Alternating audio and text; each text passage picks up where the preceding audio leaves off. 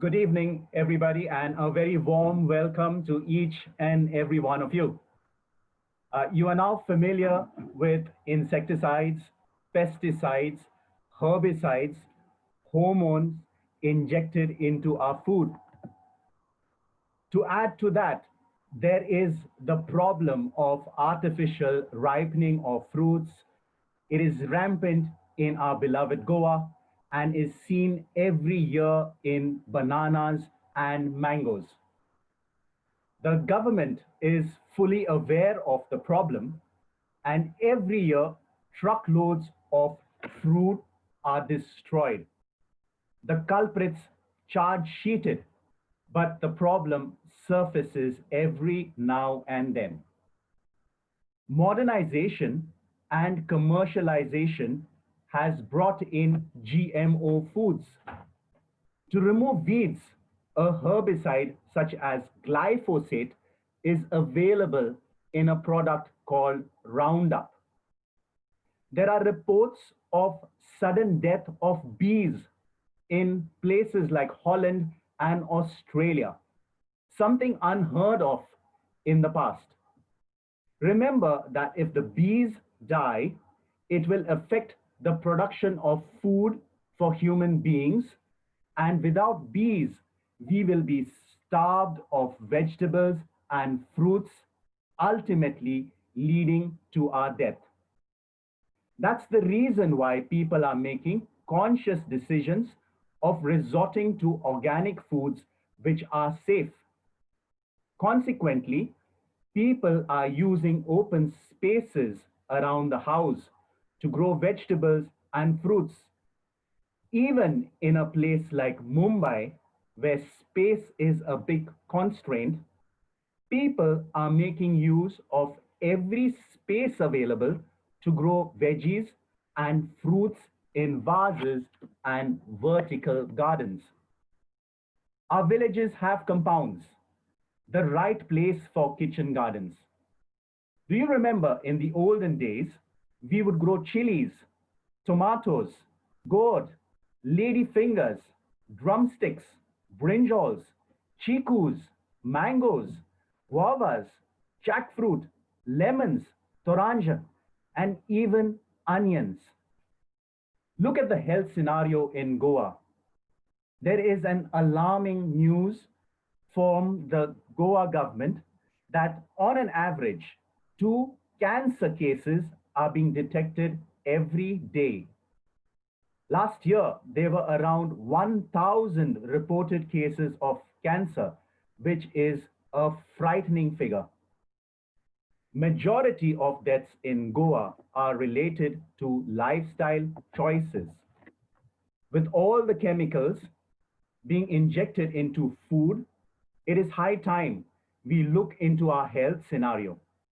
Certainly, there is a link with chemicals, and so the need to boost our immunity.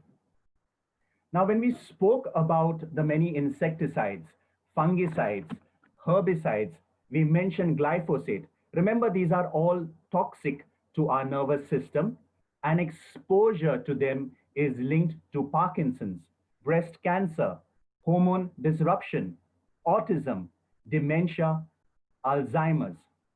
Now, glyphosates are used in GMOs. These are genetically modified foods, and they contribute to cancers of the liver, kidney, the urinary bladder, and thyroid. So, vital organs also being affected, and that is dangerous. Now, while pesticides, the residues of which are on fruits and vegetables, there are some fruits and vegetables which research says has a higher content of pesticides on them. Let's see what these vegetables and fruits are. We come to them. We come to the dirty dozen. So these have been numbered in order of those which have the highest, and we see that strawberries leads the pack, followed by spinach, nectarines, apples, grapes, peaches, cherries, pears, tomatoes, celery, potatoes, and bell peppers. Besides these, high content of pesticides has also been found on lettuce, beans, snap peas, mushrooms, and cucumbers. This is why we are moving towards organic food. And this is why experts recommend eating organic food. Now, remember, when we talk about organic food, it is not that they do not require pesticides. It is just that you use natural pesticides. Pests, insects will all attack fruits and vegetables. And this is why the market for organic foods is growing by the day. There are manufacturers, there are companies which now produce organic foods, but the price is a factor, which is why we do try and cultivate a lot of these fruits and vegetables in our kitchen gardens. Besides, this is where we are 100% sure of the types of pesticides that we would be taking recourse to. Now, we need to wash our fruits and vegetables properly. This is to get the insecticides and pesticides off them before consuming them. And when we talk about washing our fruits and vegetables, it all begins with our personal hygiene first. We've spoken in detail about personal hygiene, and one understands now that washing of hands, a good washing of hands with soap and water for 20 to 30 seconds. Remember, there are 7 steps to this. This goes a long way to ensure that no microbes are transferred from our hands to the fresh produce. So we are not cross-contaminating the food that we touch. Now, use running water and rub fruits and vegetables briskly with your hands to remove dirt and surface microorganisms. There are some fruits, some vegetables which may have a hard rind or firm surface. So one can take use of a vegetable brush to scrub the surface. Avoid using hot water. There aren't many benefits from using hot water. Cold running water is good enough. And if one were to use hot water, I think one would have to resort to using boiling hot water, and that would just scald our hands, our fingers. Besides, this would partially boil the vegetables and the fruits and deteriorate their quality. Now, while in the market, there are a number of washes, vegetable and fruit washes available. One, I'm sure by now, understands the need to read labels clearly to know what the contents are. Having said that, there are certain DIY options, do-it-yourself options, and these are available in some of the products that we have at our homes. So vinegar is easily available. One can use 3 parts of water, add 1 part of vinegar, mix it well, and then soak the fruits and vegetables in it for 10 minutes. This will help in removing wax, pesticides, and other chemicals from the fruits and vegetables. One can also look at using salt water. Remember, salt by nature is a disinfectant. Part of the reason why in the past salt was added to the water that we used to swab our floors with. So salt can be used even to vinegar and water. This is a homemade solution which is readily available. One can also look at baking soda, and baking soda has been found to be most effective at removing pesticide residues. Now, the proportion is quite mild. It is roughly around 1 part of baking soda with 100 parts of water. And remember, fruits and vegetables need to be soaked. So do not forget about your soaking time. We come to washing of meat and poultry, and here things are a little different. While a lot of people follow the same methodology that one uses while washing fruits and vegetables, it is completely different over here. People have different methods of washing meat. Some would use rinsing with a lot of water. Others would resort to using maybe vinegar and water. Some even use lime and water. One must stop using these. These are not recommended procedures when it comes to meat and poultry. So do not wash or rinse meat or poultry before cooking it.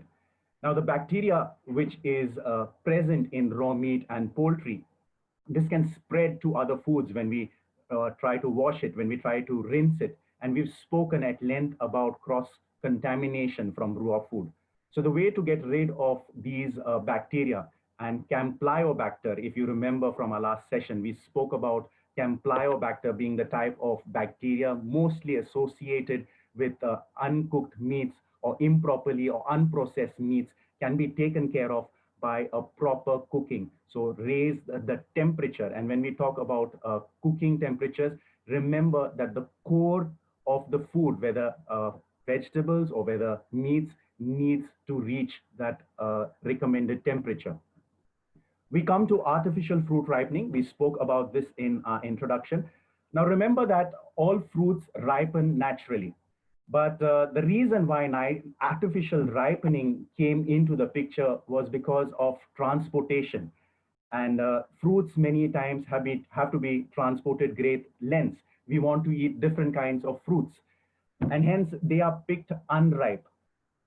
Now, when they are picked unripe, they need to be ripened. And fruits by themselves have ethylene, which naturally ripens them. Hence, ethylene as a gas is allowed in the correct proportions to ripen fruits. So this is an approved methodology to ripen fruits. The problem now is that ethylene is expensive compound compared to another product, which is easily available, much cheaper, gets the same effects of ripening, and that is called masala locally. And let's see what this masala is. This masala is nothing but calcium carbide. It is popularly known as masala, and this is what is used as a ripening agent. Remember that it is banned in most countries. It is colorless when pure, but black to grayish white in color otherwise, with a slight garlic-like odor. Now, even in India, as per the Food Safety and Standards regulations, this is a banned product. What does calcium carbide do? There are a number of health implications with calcium carbide. Remember that once it is absorbed into the body, the chemical can over a period of time cause neural problems. So there are a number of neural problems, one of which is memory loss. Carbide is also known to be carcinogenic. So this is something which induces cancer, and for long periods of time, it predisposes one to a high risk of developing cancer as well as other abnormalities in the stomach. What is also used today when it comes to calcium carbide is an industrial grade calcium carbide, and this contains heavy metals like arsenic and phosphorus. And we know that heavy metals like arsenic and phosphorus by themselves are disastrous to our health. There are short-term effects as well of this masala. It affects the neurological system as we've spoken, and some of the short-term effects are seen as headaches, dizziness, mood disturbances, sleepiness, mental confusion, and seizures. Now, the use of this calcium carbide is not only injurious to us as consumers, it is also harmful to those who handle it. So invariably, they are poisoning themselves.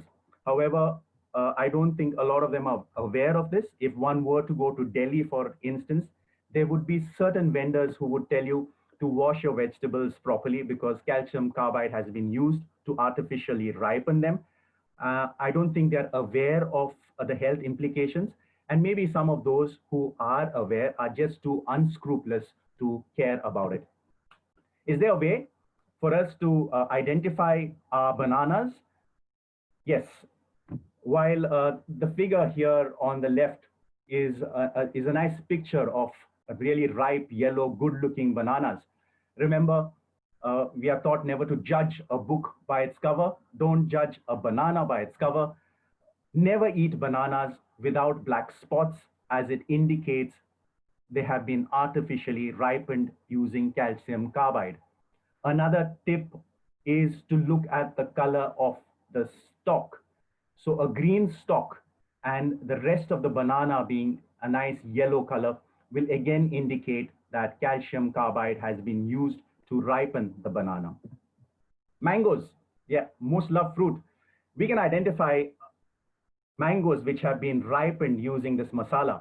All you need to do is take a matchbox, light a matchstick, hold it close to the surface of the mango. If it gives out sparks or catches fire, then you know it has been artificially ripened, and artificially ripened using calcium carbide.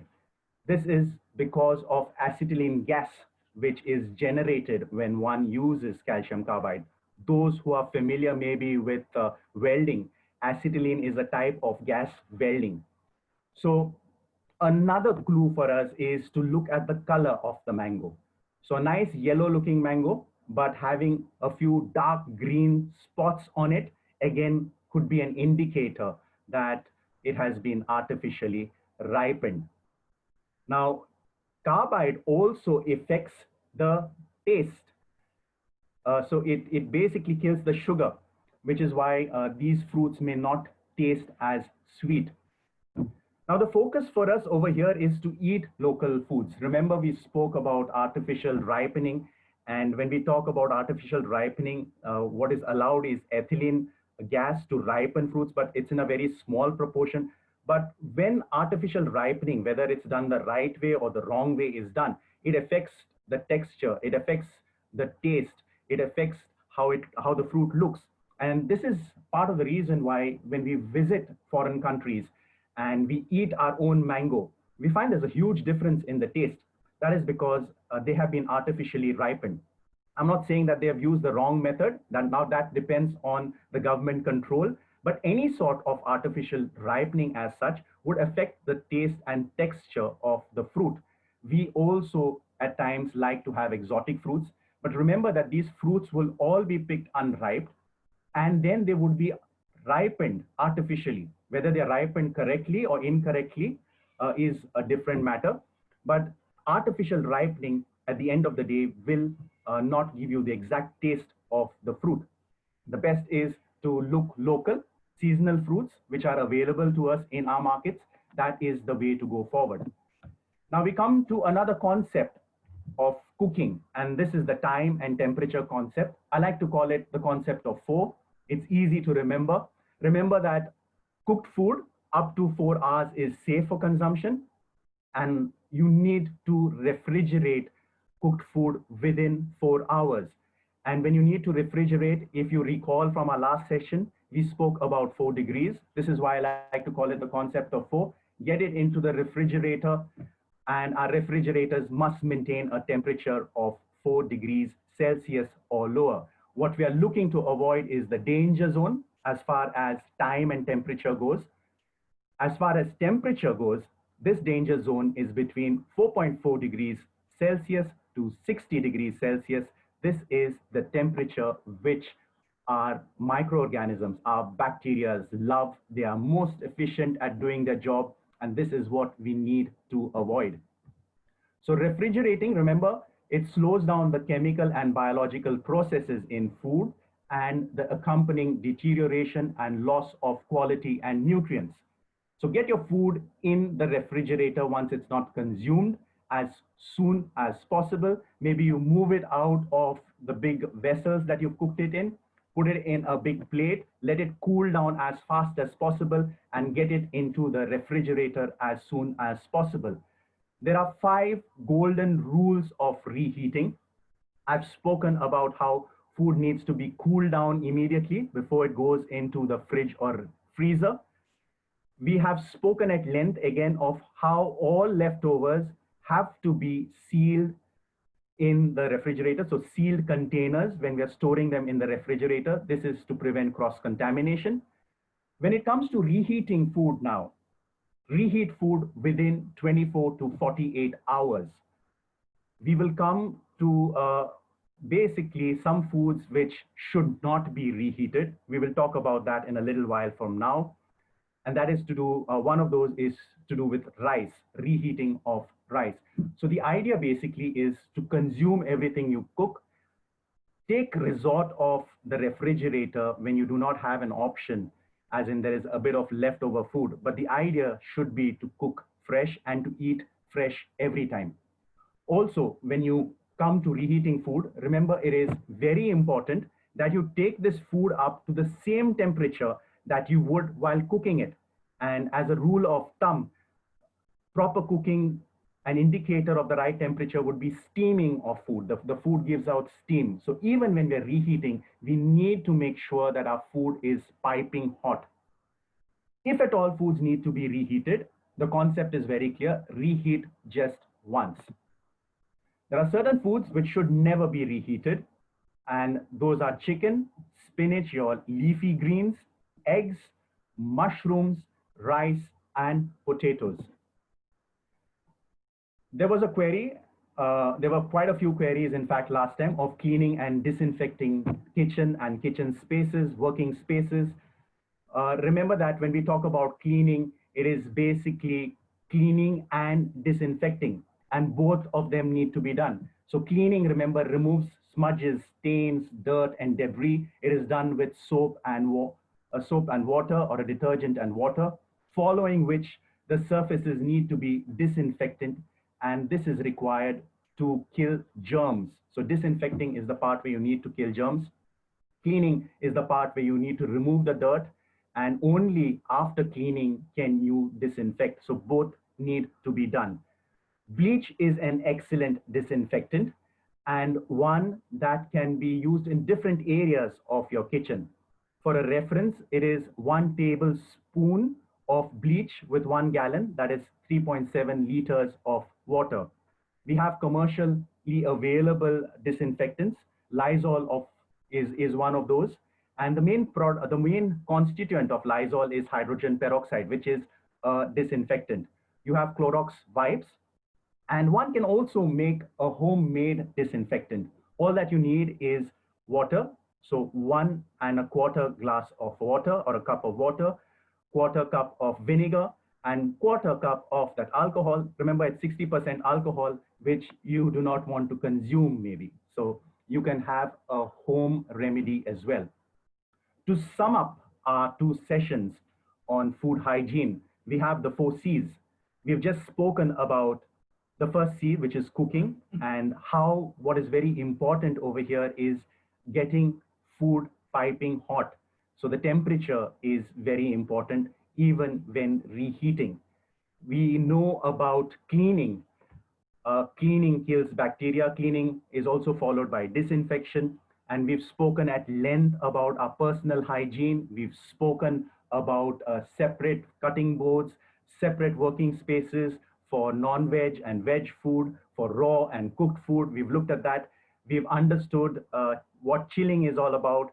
We've got it in our heads. I'm sure by now that the concept of 4, so 4 degrees is what our refrigerators should be maintaining, lower than that if possible. And we've also looked at cross-contamination of food, and that is basically wherein our raw food comes in contact with cooked food and contaminates it. So I thank you for your attention. And we now move into our interactive session, our Q&A session. Remember, all questions are welcome. All questions are good. There are no right and wrong questions. 3 ways that you can put across your questions to us. If you look at your phones or your laptops, you have the mute button. So you can unmute yourself, introduce yourself, and shoot off your question. If not, you can also use the hand symbol. So click on the hand symbol. We'll know that you have raised your hand, and then we can get to you to ask you your question. And for those of you who are maybe shy to ask your questions online, you have the option of chatting with us. So you can write us or drop us a line, and we will get back to you. So the floor is open, and looking forward to hearing from all of you.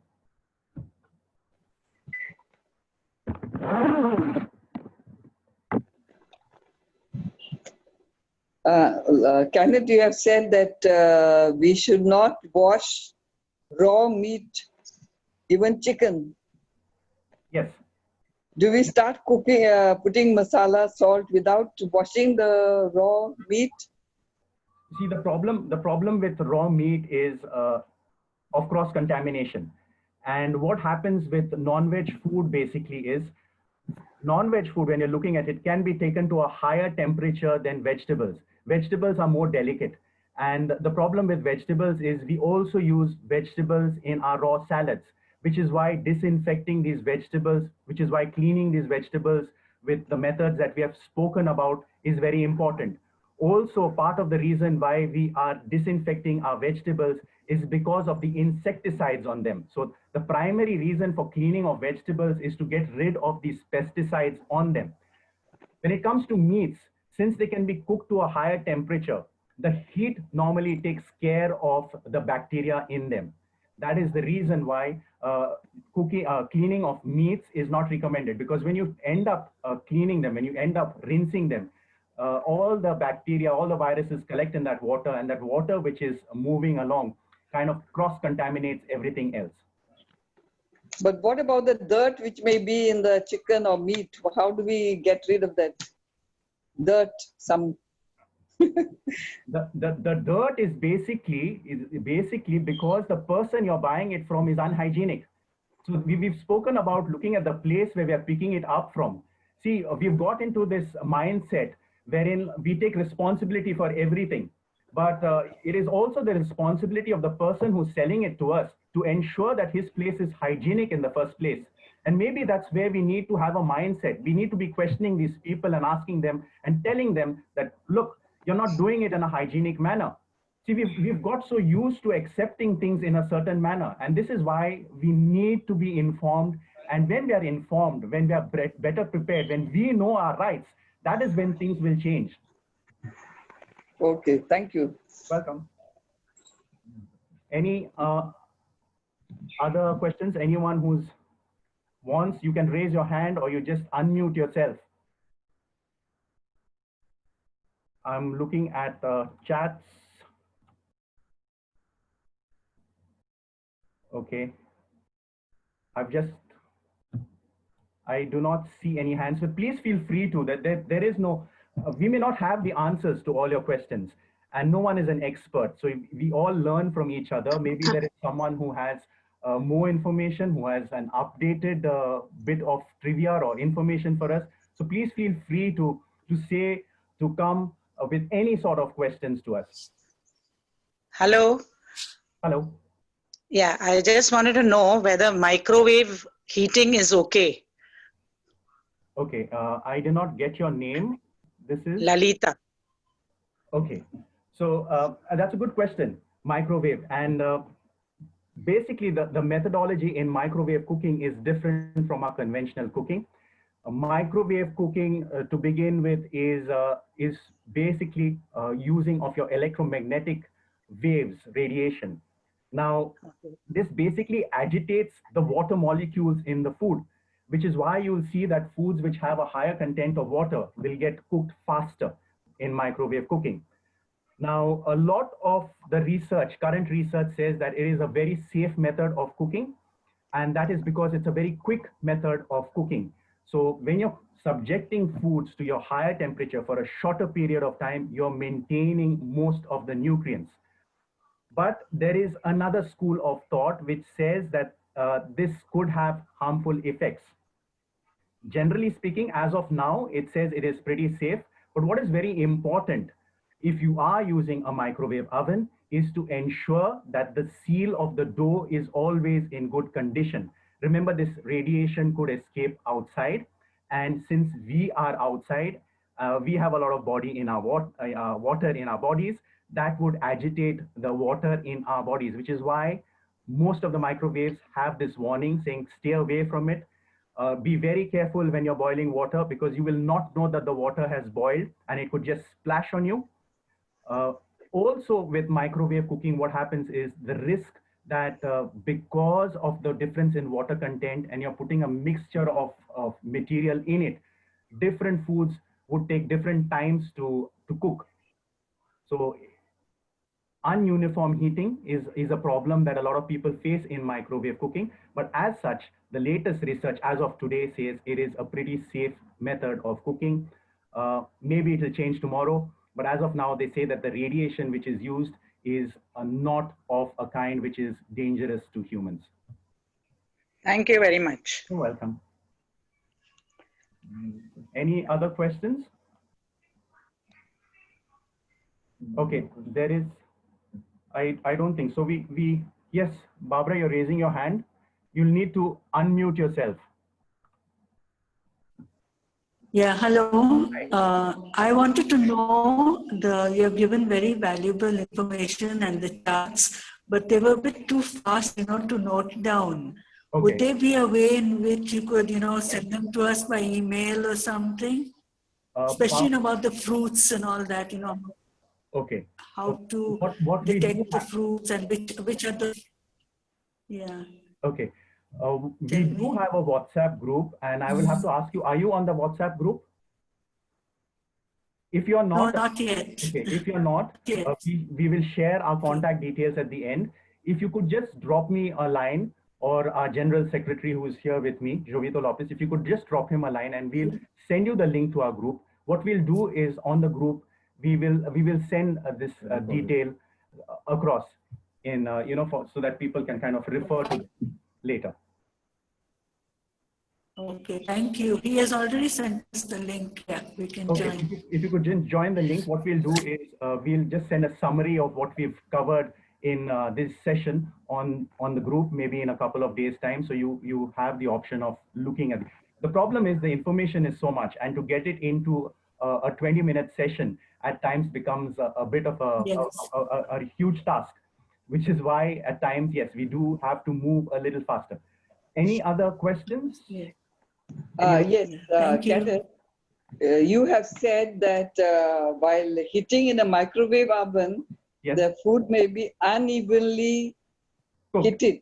Yes. So we are talking about only heating, not cooking. No, you can use it for cooking also, because it's a method of basically heating up food.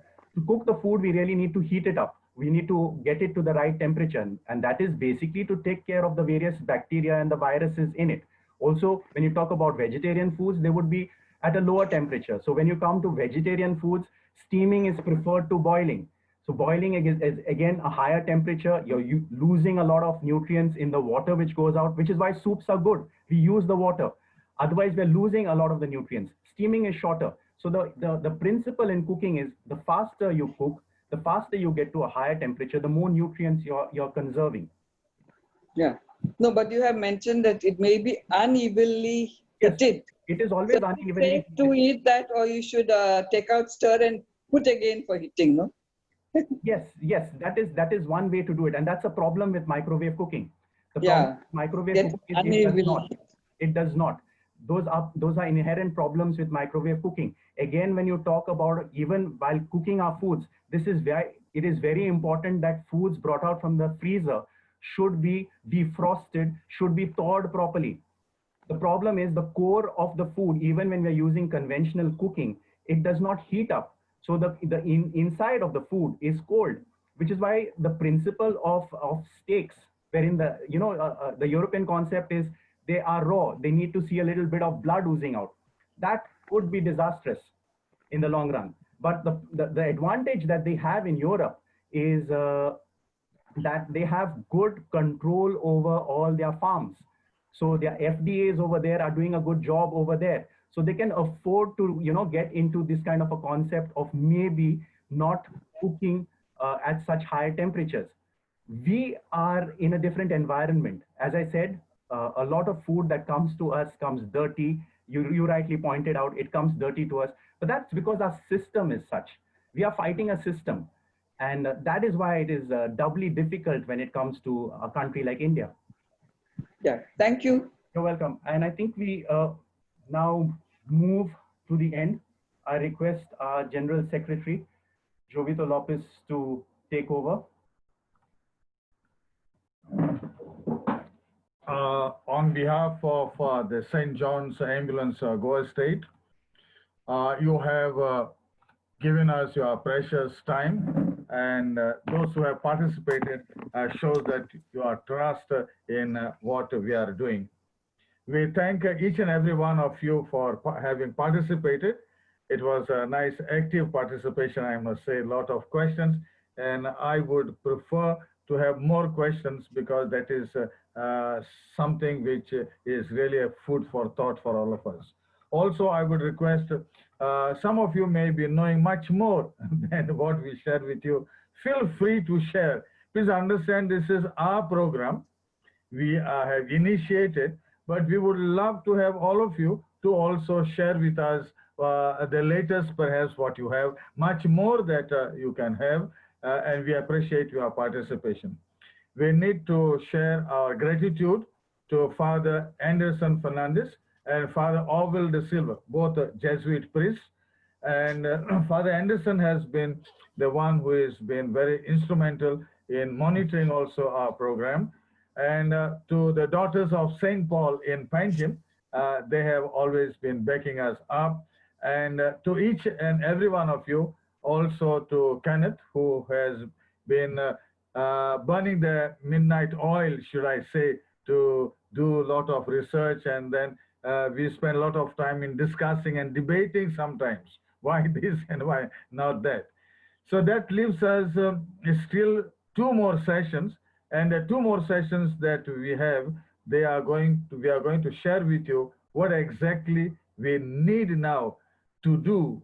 We are going to talk about sleep, how many hours to sleep, what is the right way of the sleeping position, exercise, then the foods that should go, and that will take the last 2 sessions and 2 more Sundays, and then we shall be winding up this presentation on boost your immunity. God bless each and every one of all of you who have been attending this. Share whatever you have learned. Share with us what we could learn also. Please understand that this is a 2-way traffic. We are all learners, and we will learn till our last time that we are on this earth. God bless each and every one of us and all of you for sparing your very valuable time. And I thank for all the intelligent and objective questions that you have raised. Bye-bye till the next Sunday. Thanks a lot. It was very informative and very useful for us. So we are thankful to you for taking so much trouble. So thank you once again. It's done with love. It's done with passion. Yes, I can add to Pranka's comments. Yes. That this was a really good initiative on your part, and it has kept us also very active and eager to learn more. That's nice. That's nice to hear. Thank you so much for your beautiful comment.